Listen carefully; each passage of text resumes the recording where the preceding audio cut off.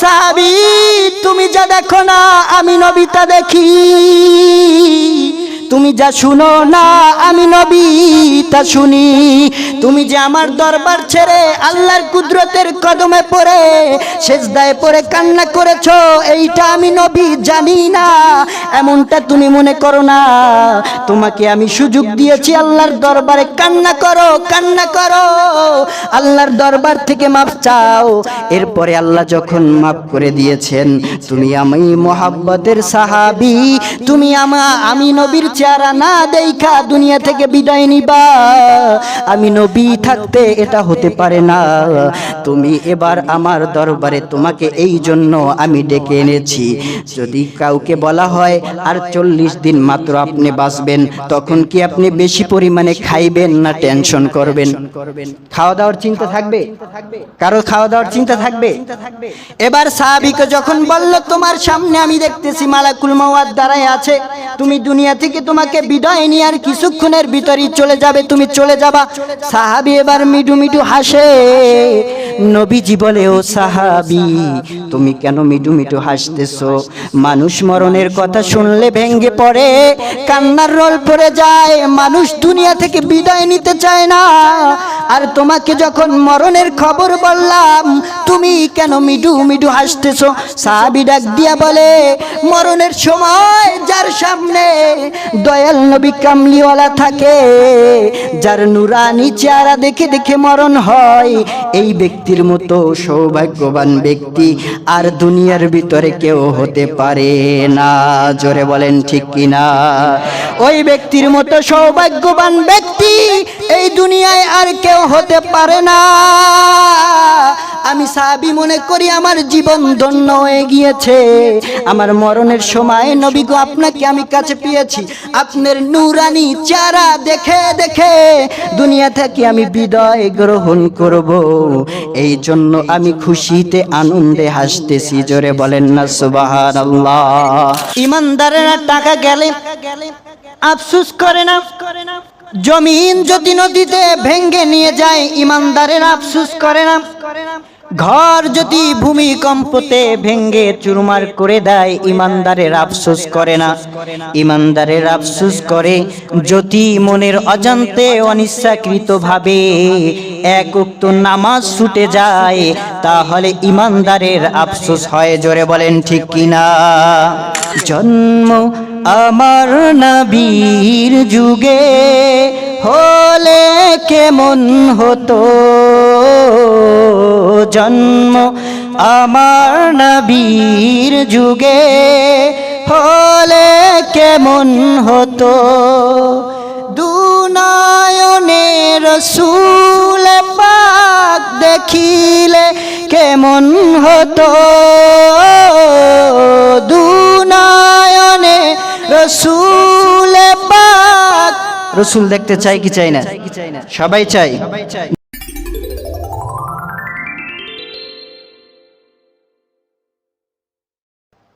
الصلاة والسلام عليك يا رسول الله،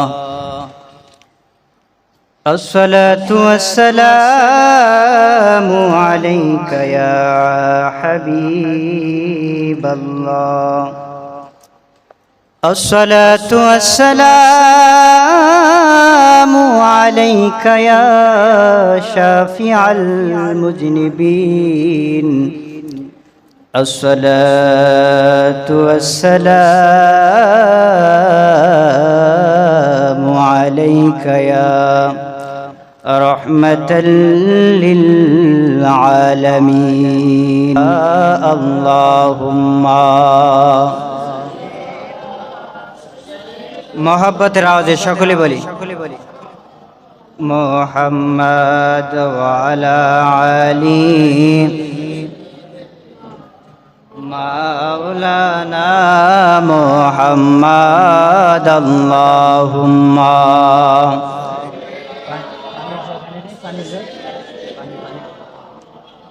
लाना मुहम्मद वाला अली सय्यिदिना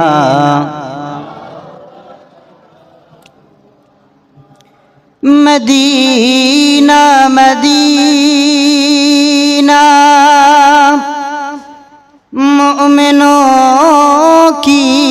गुनगुना है दीदारे मदीना अशकों की तमन्ना है अल्लाहुम्मा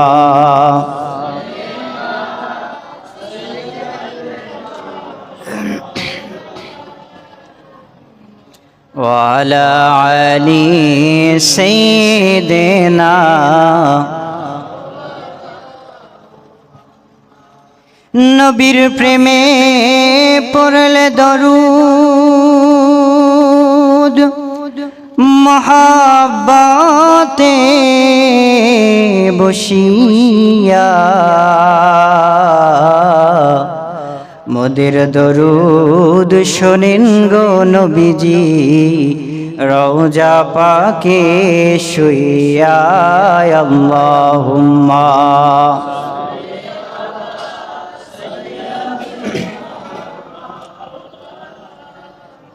وعلى علي سيدنا بلغ الأولى بكماله كشف الدجى بجماله حسنت جميع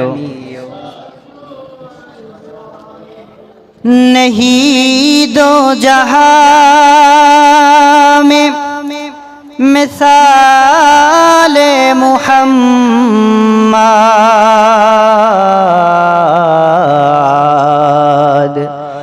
जमाले खुदा है कमाले मोहम्मद बलगलूला मोहब्बत राजे बोली हसनत जमीओ खिसालिही सल्लू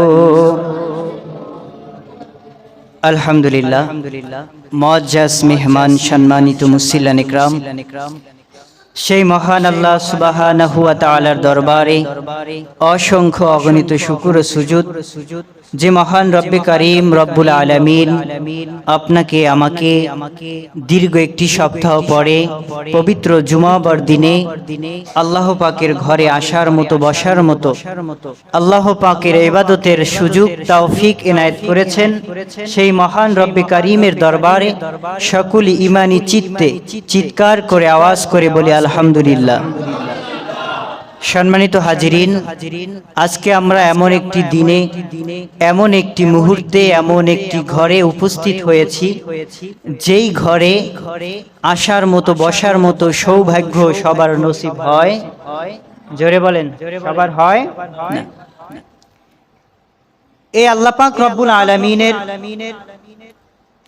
ইবাদত ঈমান নামক যে দৌলত আল্লাহ পাক রব্বুল আলামিন আপনাকে আমাকে দান করেছেন, এজন্য নসিবের দরকার আছে না নাই?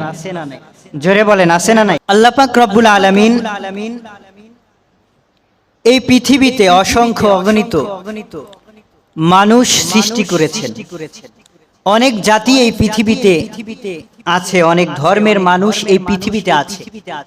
আল্লাহ পাক রব্বুল আলামিন পবিত্র কুরআনুল কারীমের ভিতরে বলেছেন, এই পৃথিবীতে যত মানুষ আছে সমস্ত মানুষই ক্ষতিগ্রস্ত। কি ক্ষতিগ্রস্ত? শুধুমাত্র কেবলমাত্র এক শ্রেণীর মানুষ ব্যতীত। কয় শ্রেণীর? এক শ্রেণীর মানুষ ব্যতীত। ওয়াল আসর ইন্নাল ইনসানা লাফি খুসর। আল্লাহ পাক রব্বুল আলামিন সূরাতুল আসরের ভিতরে বলেছেন যে এই পৃথিবীতে যত মানুষ আছে সমস্ত মানুষই ক্ষতিগ্রস্ত, কেবলমাত্র এক শ্রেণীর মানুষ ব্যতীত। সেই মানুষ শ্রেণী কারা? সেই মানুষ শ্রেণী হলো আপনি আমি, যারা আল্লাহর উপরে ঈমান এনেছি। জোরে বলেন না আলহামদুলিল্লাহ।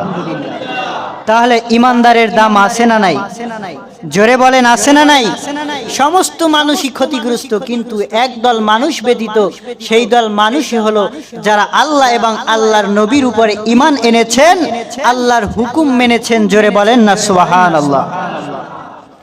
এই জন্য বন্ধু বাবাজিরা, ঈমানদারেরা টাকা গেলে আফসোস করে না। জমিন যদি নদীতে ভেঙ্গে নিয়ে যায়, ঈমানদারেরা আফসোস করে না। ঘর যদি ভূমিকম্পতে ভেঙ্গে চুরমার করে দেয়, ইমানদারের আফসোস করে না। ইমানদারের আফসোস করে যদি মনের অজান্তে অনিচ্ছাকৃতভাবে এক ওয়াক্ত নামাজ ছুটে যায়, তাহলে ইমানদারের আফসোস হয়। জোরে বলেন ঠিক কিনা? একটা আওয়াজ করে বলেন ঠিক কিনা? যদি মনে করেন আমার ফজরের নামাজটা আমার ঘুমের ঘরে আমি কাটিয়ে দিয়েছি, উঠতে পারি নাই, জাগতে পারি নাই, পড়তে পারি নাই, আপনি যখন উঠেছেন তখন যদি আপনার মনের ভিতরে আফসোস না জাগে, যদি আফসোস না হয়, তাহলে মনে করবেন পরিপূর্ণ ইমানদার আপনি আমি হতে পারি। জোরে বলেন আপনি আমি হতে পারি। যদি এক ওয়াক্ত নামাজ চলে যায়, মনের অজান্তে যদি একটা গুনাহ হয়ে যায়, আর গুনাহটা হবার পরে যদি আপনার মনে আফসোস হয়, আহারে আমি কি করলাম, আমি তো ভুল করলাম, আমি তো গুনার কাজ করলাম, না জানি কত বড় অপরাধ আমি করে ফেললাম, এই আফসোসটা যদি মনের ভিতরে চলে আসে, মনে করবেন আপনার ভিতরে ঈমান আছে। জোরে বলেন না সুবহানাল্লাহ। মনের অজান্তে রাসূলের সাহাবী গেল জুমায় আলোচনা করেছিলাম, রাসূলের একান্ত মহব্বতের সাহাবী মনের অজান্তে গুনাহ করে ফেলাইছে। গুনাহ করছে এমন গুনাহ যেই সাহাবীর দ্বারা রাসূলুল্লাহ নিজ হস্ত মুবারকে চিঠি লিখে তারপরে রাজা বাদশা অন্যান্য সাহাবী کرامদের কাছে পাঠাইতেন। সেই সাহাবী মনের অজান্তে চিঠি দিয়ে আসার সময়, রাস্তা দিয়ে হেঁটে আসার সময় মনের অজান্তে তার চোখের নজর পড়ে গেল একটা বাসার ভিতরে, একটা ঘরের ভিতরে, একটা জানালার ভিতরে। ওই জানালার ভিতরে একটা মহিলা, তিনি তখন ওই জানালার দিকে তাকিয়েছিল, তার চেহারার ভিতরে ওই সাহাবীর নজর পড়ে গেল। জোরে বলেন না নাউজুবিল্লাহ। সাহাবী এবার ডাক দিয়ে কয়, যেই চক্ষু দিয়ে আমি আমার রাসূলকে দেখতাম, যেই চক্ষু দিয়ে আমি আমার রাসূলের সাথে বিভিন্ন জায়গায় যাইতাম, রাসূল যখন নামাজ পড়তেন রাসূলের পিছনে দাঁড়ায়া আমি রাসূলকে দেখতাম, রাসূল যখন ইফতারি করত আমি রাসূলের ইফতারির দিকে তাকায়া তাকায়া দেখতাম, আর আমি মনে করতাম আমার মতো সৌভাগ্যবান আর কে আছে, সর্বদা সর্বসময় রাসূলের সাথে থাকার মতো সৌভাগ্য আর কার আছে? জোরে বলেন না সুবহানাল্লাহ। যেই চক্ষু সর্বসময় আমার রাসূলকে দেখতো, রাসূলের নূরানি সুরাত দেখতো, এই চক্ষু আজকে বেগানা নারীর দিকে চলে গিয়েছে। হায় রে, আমার মনের অজান্তে বড় গুনাহ হয়ে গিয়েছে, কবিরা গুনাহ। আমি আর এই চক্ষু দিয়া কিভাবে রাসূলের নূরানি চেহারা মোবারকের দিক তাকাবো? জয় বলেন না সুবহানাল্লাহ। কেমন প্রেম, কেমন ভালোবাসা ছিলেন। যদিও মনের অজান্তে একটা গুনাহ হয়, এই গুনাহটা আপনার আমল নামায় লেখা হবে, জোরে বলেন লেখা হবে না। তারপরেও এই সাহাবীর রাসূলের প্রতি কেমন ভালোবাসা, কেমন আবেগ, কেমন অনুভূতি, কেমন প্রেম, এজন্যই কবি চমৎকার ভাবে একটা সঙ্গীত লিখেছেন যে জন্ম আমার নবীর যুগে হলে কেমন হতো। এটা হলো আমাদের আবেগের কথা। কিসের কথা? আবেগের কথা, ভালোবাসার কথা। হায়রে, কত সাহাবী, কত বেদিন, কত নাফরমান, কত কাফের আমার রাসূলকে দেখলো, অথচ আমার রাসূলের উম্মত হওয়া সত্ত্বেও এখনো পর্যন্ত এই চক্ষু দিয়া রাসূলকে দেখতে পারি? জোরে বলেন, দেখতে পারি নাই। এই জন্য কবি খুব চমৎকার ভাবে, সুন্দর ভাবে লিখেছেন। সকলে একটু আওয়াজ করে মহব্বতের আওয়াজে রাসূলের দিদার পাওয়ার আশায় বলবেন, জন্ম আমার নবীর যুগে হলে কেমন হতো, জন্ম আমার নবীর যুগে হলে কেমন হতো, দুনয়নে রাসূল পাক দেখিলে কেমন হতো, দুনয়নে রাসূল পাক। রাসূল দেখতে চাই কি চাই না? সবাই চাই। দুই নয়নে রাসূল দেখতে চাই।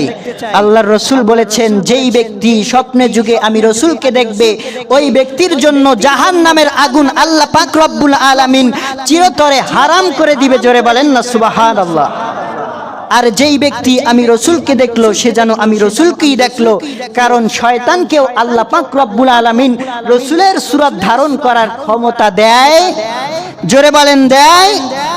শয়তান এটা বলতে পারবে যে আমি আল্লাহ, স্বপ্নে যুগে যেভাবে হোক আপনাকে ধোঁকা দিয়ে বলতে পারবে যে আমি আল্লাহ, কিন্তু ধোঁকা দিয়ে আমি রসুল এই কথাটা বলতে পারবে?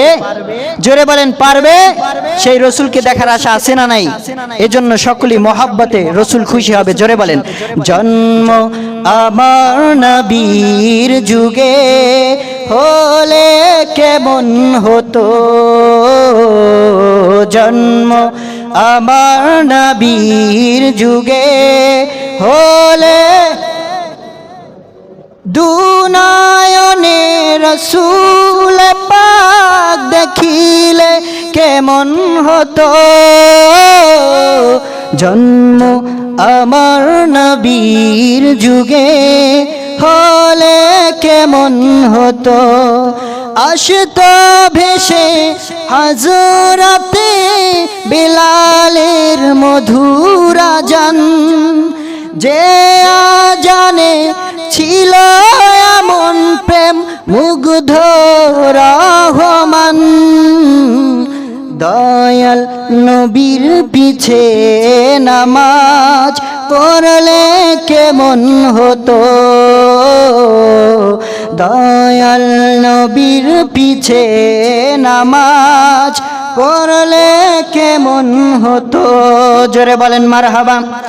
সেই সাহাবী হযরত সালামি ডাক দিয়া বলে আমি রসুলের পিছনে দাঁড়ায় নামাজ পড়তাম, আমার রসুলকে দেখতাম, এই চক্ষু দ্বারা আমি বেগানা নারীর দিক তাকাইছি, আর জীবনে এই চক্ষু দিয়া আমার নবীজির নূরানি জবান নূরানি চেহারা মুবারকের দিকে আর তাকাবো না। সাহাবী এবার এলাকা ছেড়ে একটা পাহাড়ি অঞ্চলে গিয়ে রাতে অন্ধকারে সিজদায় পড়ে আল্লাহর দরবারে কান্না শুরু করে দিয়েছে। কাঁদতেছে কাঁদতেছে, একদিন যায়, 2 দিন যায়, 3 দিন যায়, এভাবে সপ্তাহ চলে যায়, মাস চলে যায়, রসুলের কদম মুবারকে ওই সাহাবী হাজিরা দেয় না, আর রসুলও তাকে খুঁজে না। আল্লাহু আকবার বলেন। রসুলুল্লাহর সাহাবী রসুলুল্লাহর কদম মুবারকে দৈনিক আসতো, বার্তা নিয়ে যাইতো, আবার রসুলের সামনে আইসা রসুলের সাথে দেখা করত, কিন্তু এইবার যে বার্তা নিয়ে গেল সাহাবী আর 1 মাসেও রসুলের দরবারে আসে, রসুলের দরবারে আসে না। 1 মাস চলে যায়, 35 দিন হয়ে যায়, রসুলের দরবারে সাহাবী আয় না। প্রতিদিন মাগরিবের আজান যখন হয়, ওই সাহাবী একটা পাহাড়ের কিনারায় গিয়ে মাগরিবের নামাজ আদায় করে সিজদায় পড়ে পড়ে শুধু আল্লাহর দরবারে কাঁদে। কয়টা গুনার জন্য? বুঝেন নাই? কয়টা গুনাহ করছে? একটা গুনার জন্য আল্লাহর দরবারে কাঁদে। আর ওই এলাকার মানুষগুলো ওই ব্যক্তির কান্না দেখে অবাক হয়ে যায়। এমন একটা মানুষ মাগরিবের সময় আয়, সারা রাত্র কাঁদে, ফজর পর্যন্ত কাটায়া দেয়, কোনো কিছু খায় না, শরীরটা শুকায়া গেছে। মানুষগুলো হতবাক হয়ে গেছে। মানুষগুলো তার শরীর শুকনা দেখে, দুর্বল দেখে, উটের দুধ আর ডুম্বার দুধ নিয়ে তার সামনে রেখে দেয়। যখন ওই দুধগুলো খাওয়ার জন্য তার সামনে নেয়, ওই দুধ দেখে আল্লাহর দরবারে কাঁদতে কাঁদতে চোখের পানি ওই দুধের ভিতরে পড়ে দুধটা পানিতে পরিণত হয়ে যায়। সুবহানাল্লাহ বলবেন না? এরপরে ওই দুধটা না খেয়ে আবার ওখানে রেখে সিজদায় পড়ে আল্লাহর দরবারে কাঁদে। যেই দিন 39তম দিন হয়ে যায়, রাসূলুল্লাহ এবার ডেকে বলে, ও ওমর, আমার অমুক সাহাবী কোথায় গেল? তাকে তো খুঁজে পাওয়া যায় না, দীর্ঘ 40 দিন হয়ে যায়, আমার কদমে আসে না, যাও তুমি একটু ওকে খুঁজে নিয়ে আসো। এই ওমর কেমন ওমর? যেই ওমর রাস্তা দিয়ে গেলে ওই রাস্তায় 40 দিন পর্যন্ত মিস্টার ইবলিস শয়তান ভয়ে যাইতো না। সুবহানাল্লাহ বলেন। যেই ওমরের ব্যাপারে রাসূলুল্লাহ বলেছেন আমি হলাম আখিরি নবী, আমি হলাম শেষ নবী, আমি হলাম খাতামুন নবী, আমার পরে কোনো নবী এই জগতে আসবে না। যদি আমার পরে যদি কোনো নবী এই জগতে আসতো তাহলে আল্লাহ আমার এই ওমরকে নবুয়তি দান করত। সুবহানাল্লাহ বলেন। এই ওমরকে ডাক দিয়া বলে ওমর আমার সাহাবীকে খুঁজে পাওয়া যায় না, তাড়াতাড়ি আমার সাহাবীকে খুঁজে আমার কাছে নিয়ে আসো। ওমর এবার খুঁজতে শুরু করলো, খুঁজতে খুঁজতে একটা জায়গায়, ওটা ওই যেই জায়গায় সিজদায় পড়ে আল্লাহর দরবারে কাঁদে, ওই জায়গায় যাওয়ার পরে এবার বিদুইন সাহাবীরা অন্যান্য ইহুদি খ্রিস্টানরা ওমরকে দেখে ভয়ে কম্পন সৃষ্টি হয়েছে, কাঁপতেছে। ওমর আসছে, কারণ কি, ব্যাপার কি?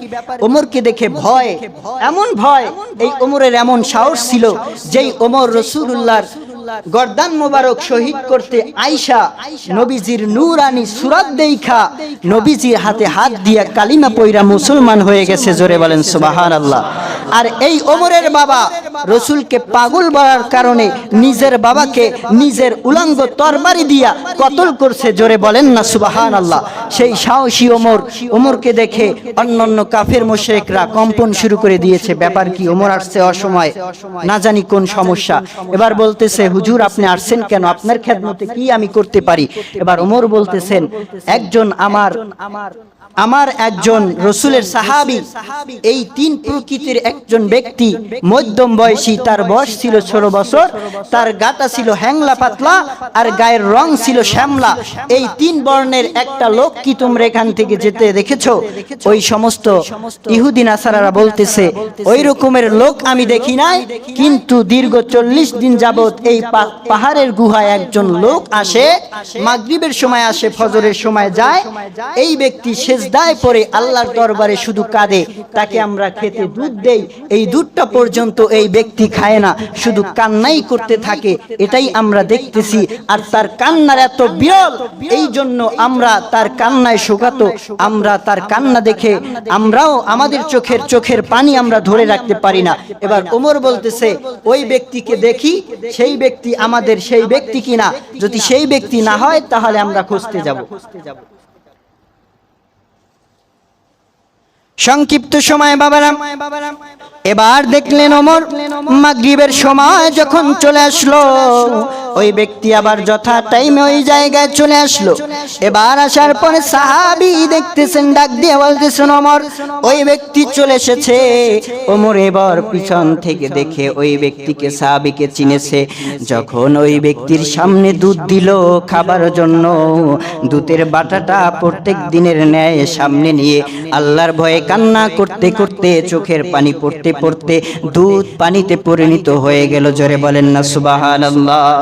ওমর এবার ওই ব্যক্তির সামনে গিয়ে যখন দাঁড়ালো, ওমরকে দেখে সাহাবী ডাক দিয়া বলে ওমর